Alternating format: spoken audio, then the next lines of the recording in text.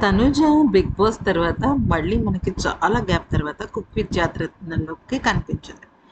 తనూజ రాగానే మన కళ్ళు ఆటోమేటిక్‌గా వెతికేది ఎవరికి అంటే కళ్యాణ్ గురించి.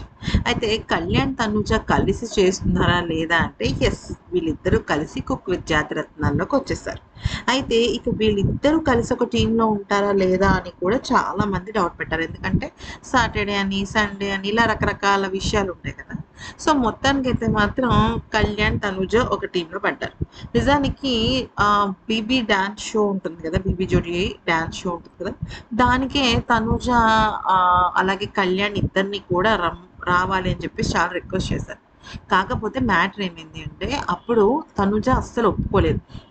వాళ్ళ ఫ్యామిలీతో గడపడానికి టైం తీసుకుందనమాట. ఆ తర్వాత కళ్యాణ్‌ని ఈ 'కుక్ విత్ జాతిరత్నాలకు' రమ్మంటే తను ఫస్ట్ రానన్నాడు. ఎందుకనంటే తనకి సంబంధించి ఇంకా తనకి ఫ్యాన్ మీట్స్ కానీ, ఫోటో షూట్స్ కానీ, ఇంకా కొన్ని సినిమా అవకాశాలు కూడా వచ్చే అవకాశాలు ఉంటాయి గదా!